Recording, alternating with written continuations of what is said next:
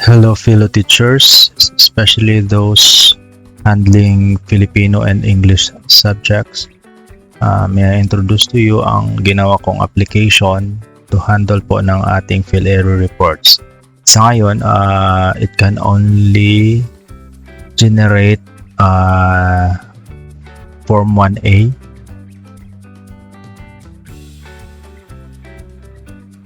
Ito po. And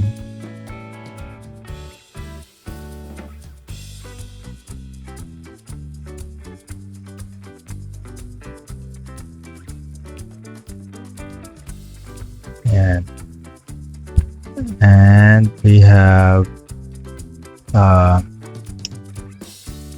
Form 1B.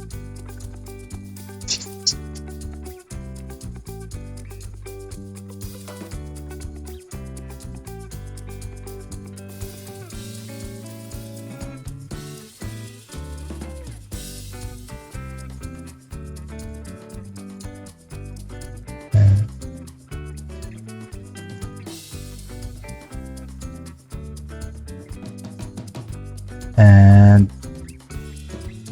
we have Form 3A.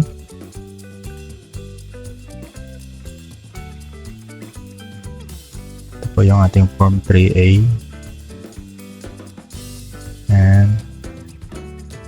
And Form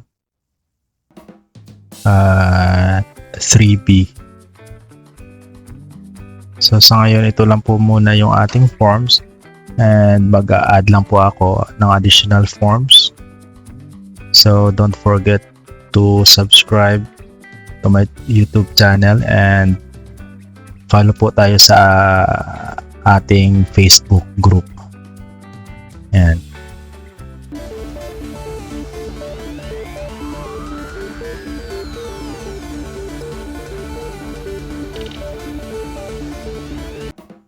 so to start is need nyo po munang i-download itong PhilEru app na RAR file. So after downloading, right click lang po natin, then extract.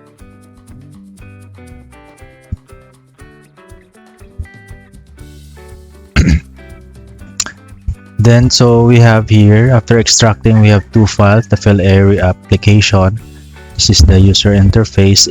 And this one is our database backend file. So ito po ang ating PhilEru app. Open po natin to.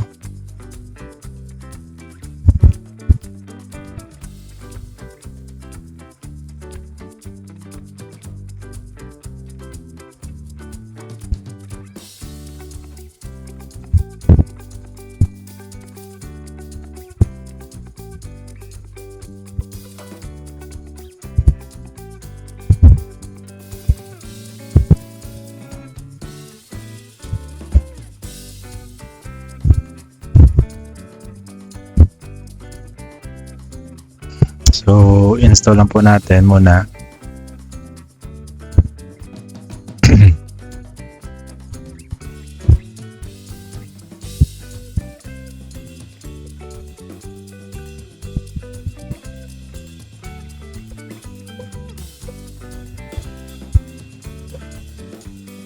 So, installation was successful. So, okay.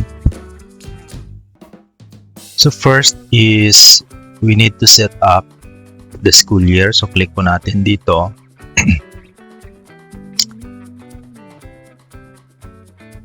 Yung school year. And then type lang po natin. And save. Then fill in lang po natin yung first day of class. August 28. And then save.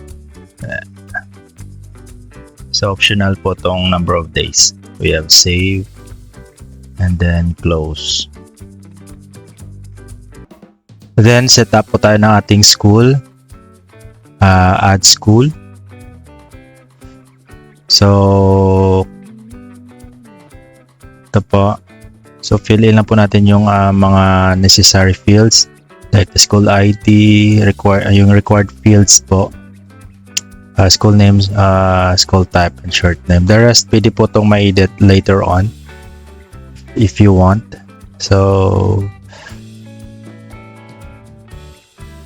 try po natin.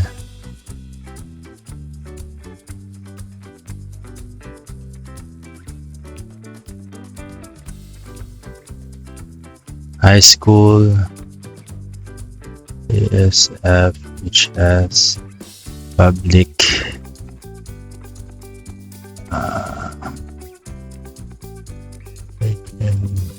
6, yes,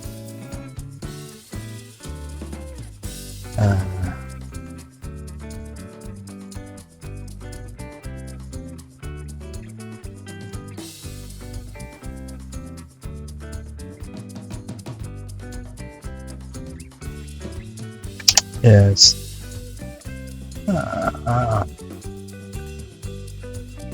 Population.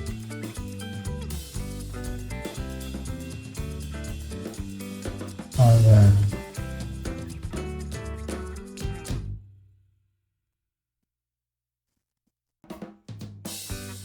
Confirm. So, click lang po natin to, DepEd logo.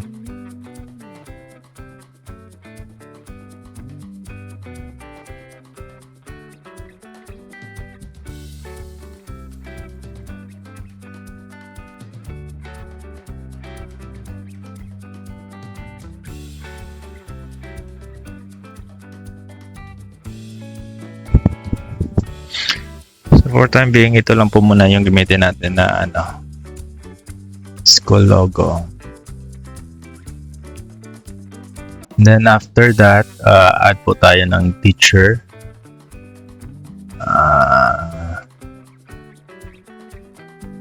6, 7. Sir.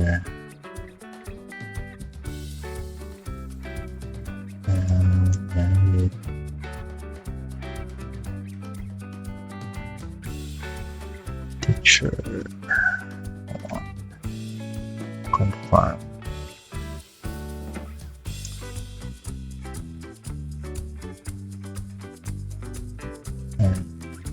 So pwede po natin i-add ang lahat po ng teacher na merong advisory class. Yan. Say for example, let's add po tayo sa De La Cruz, Juan, Pedro, male, married, teacher 2, yes, farm. Yan. So if you want to add more teachers, so click lang po natin itong add teacher, close tayo. And then, add po tayo ng student. So, if you have downloaded already the SF1, pwede po. So, copy and paste na lang po yung LRN para mas madali.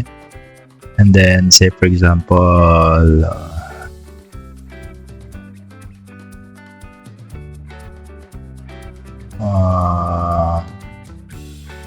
Holguin, Renato,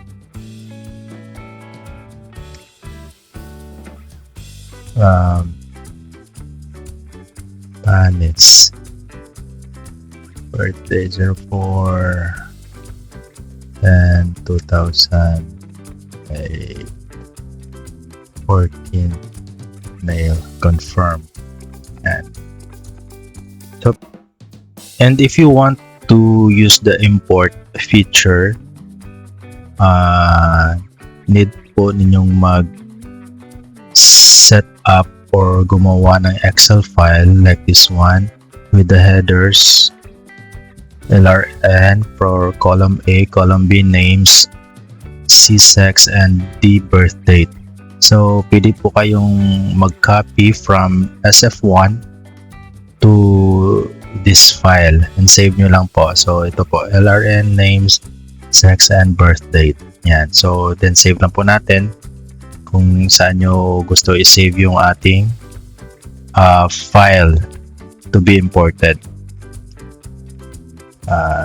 So click import and then locate lang po natin yung file.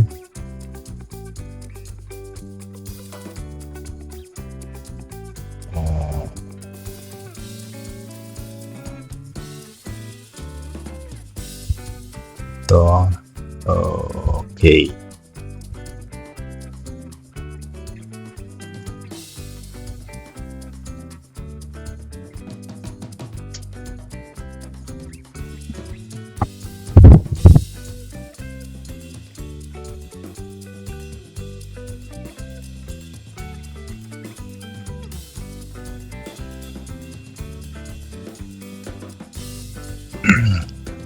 The following student was not added to the database.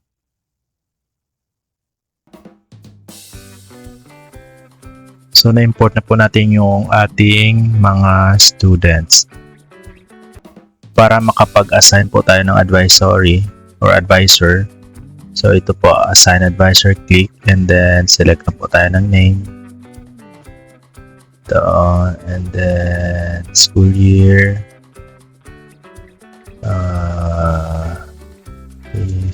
Face. So kung wala po sa drop down list, so type lang po natin, then add. Yes, grade 7. So kung wala pong section, pwede po tayo mag-add. Click lang po natin to, then select lang po natin yung school. So grade 7 automated, confirm. Okay, then close. Yan. And then confirm po natin. So, meron na po tayong advisor. So, pwede po kayong mag-add ng mga advisors na hinahandle nyo po na class sa Filipino or English. So, add nyo na lang po lahat. Close. Para mag-add po tayo ng students sa isang class or sa isang section, so add po tayo and then click, select po yung advisor nila and then confirm. So school year and then select po tayo ng nais po nating i-add sa section. So confirm. And so kung meron pong alam nyo, kung gusto nyo po ilagay yung last school attended, pwede din po. So confirm po. Yes. Okay, so next, add po tayo ng isa. Confirm.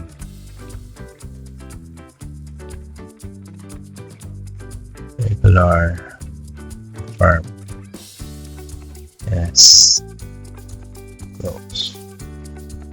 If you want to use the import feature, click nyo po to, pero dapat mag-setup din po muna tayo ulit ng ating Excel file with the headers LRN for column A and date enrolled.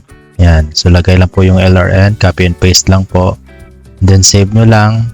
And then, pwede natin i-import yung ating file para hindi na po tayo pa isa-isa ng pag-add sa isang section. Import to, then, okay.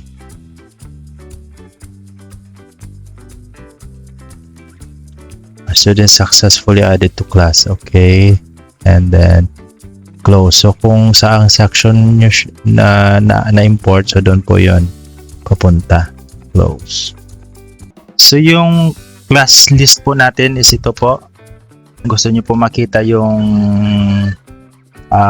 students per advisor. So select po tayo. Say for example yung then the school year. Yan. So ito. So pwede nyo pong i-unenroll dito po. Click nyo lang po to. Yan. Delete na. And so no lang po. Kasi yan. To edit the profiles of teacher, school, students. So ito po yung group profiles. So click po natin yung teacher.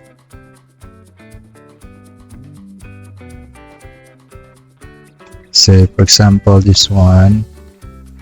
Confirm. So ito po, pwede po tayo mag-edit. Yan, say for example this one si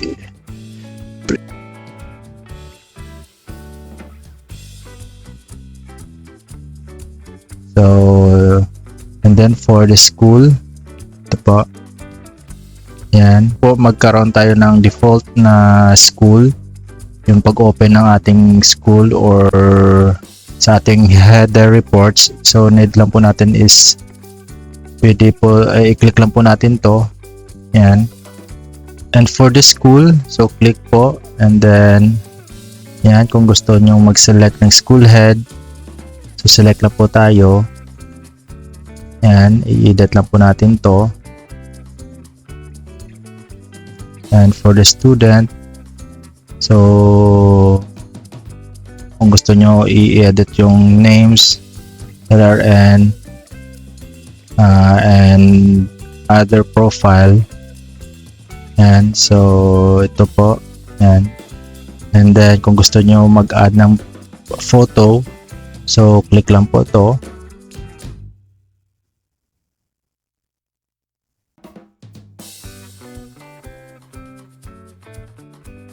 Yan, so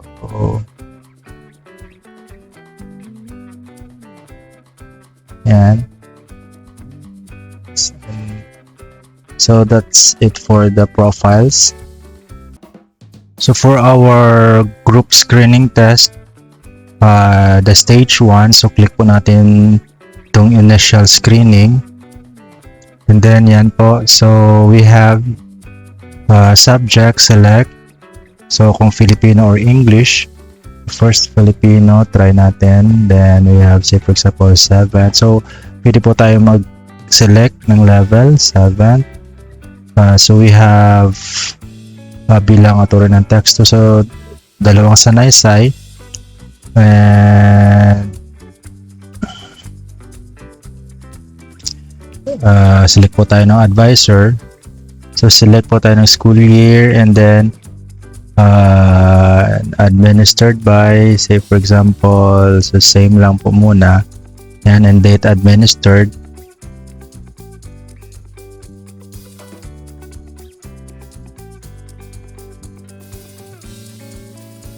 And then so ito po, generate lang po tayo. Yan. So kung na-enroll lahat, so dito po yan mag-show yung mga students natin. Yan. So we have 54 students. In alphabetical order po to. So say for example, nakakuha po siya ng score na 4, 5, and 7. Yan.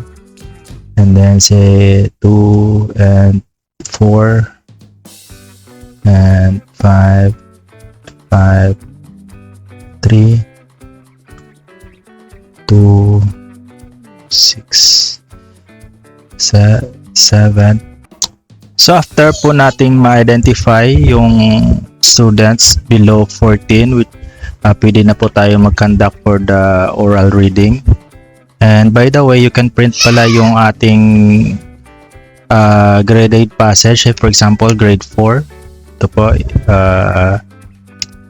po is grade 4.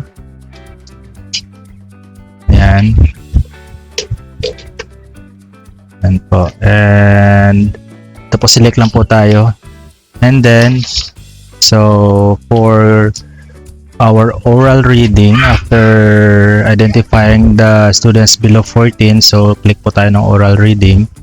And then select po tayo ng passage for grade 4, like si Arobilio, grade 4. So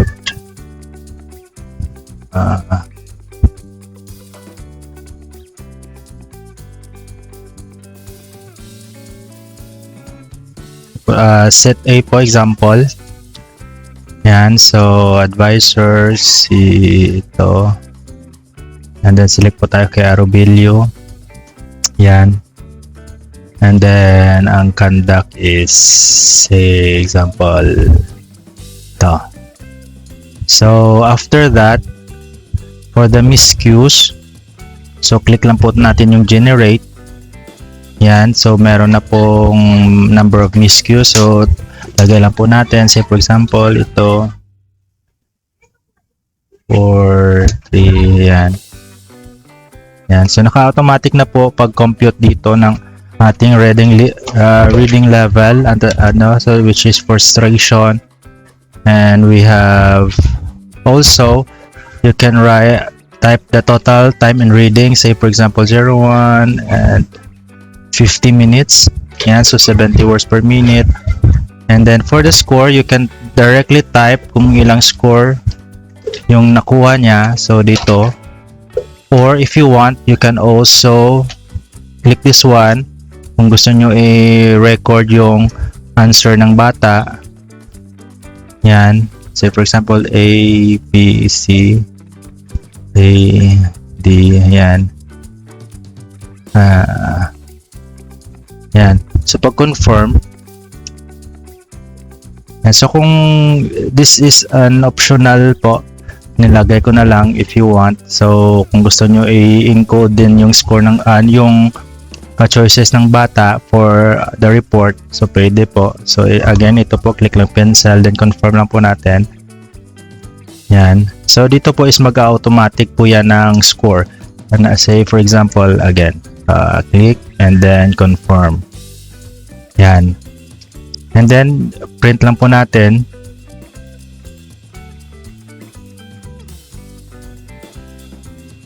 So, as you can see, ito po yung ating Form 3A. Yan. So, ito po yung answer ng bata. So, that is why nakakuha siya ng 3 correct answers. Yan. So, naka-automatic na po. Yan. So for example sa English, ito po si Arnae. So click po natin yung oral reading, passage title for the English grade 5.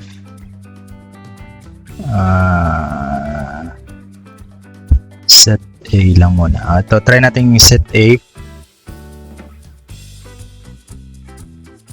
So you can see wala pong number of words in passage. So type lang po natin. So say for example ito,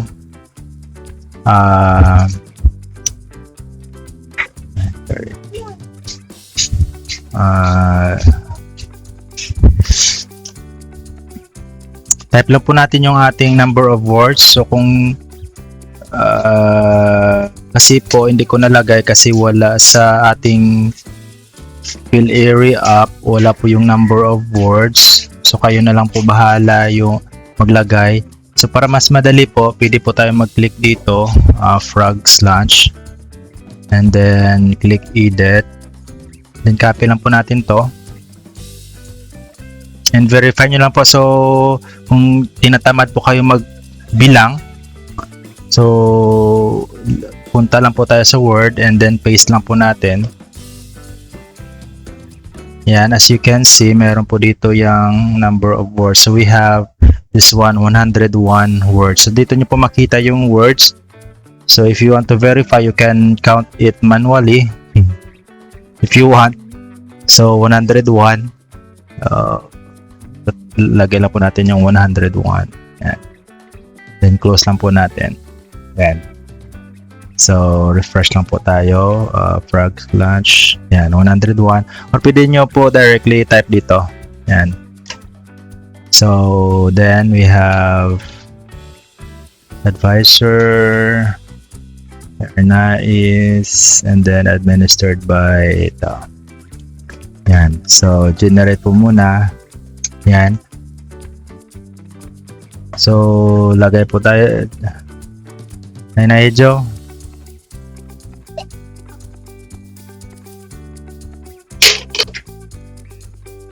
Yan.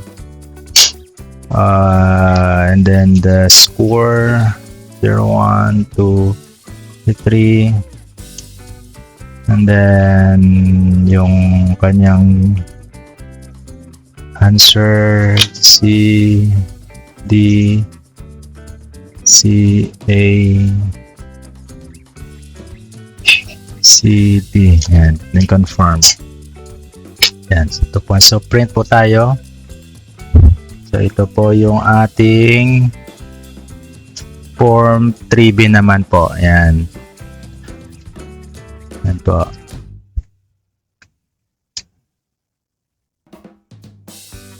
Ayan.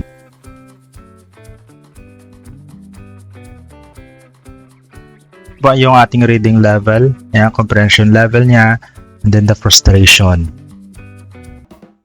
And then you can also edit our passages. So click lang po natin para mag-edit po tayo. Say for example, ito si Happy Place. Yan. So edit, and then ito, yan. So if in case mali po yung paglagay ko ng ating phrases or meron pong maling spelling. And then for the question, ito po, yan, pwede nyo pong lagyan to. So again, dun po sa yung ating pong literal type, literal, inferential, critical, so hindi ko po nailagay kasi wala din po sa sa fill area sa fill area na PDF kung what type of question to. So kayo na po bahala if alam nyo. Hindi po kasi ako hindi po ako major ng Filipino or hindi rin po ako major ng English. So kayo na mag-identify. And then for the choices na yung answer key, ito po, pwede nyo po tong palitan. Yan, say for example, if the answer is, paglagay ko po is mali, pwede nyo pong i-edit. Yan, so kayo na po bahala. And then yan lang po. So kung gusto nyo po itong print, yan, click lang po. Pwede po to yung yung ating passage, super title. So ito lang po. For additional forms po, igagawan ko po if may time. So wag nyo lang pong kalimutan na mag-subscribe po sa ating YouTube channel and Facebook group. So and if you have any questions or queries, na comment down below lang po or post po kayo dito sa Facebook group. Yan, para mas madali po. And that's all, and thank you for watching.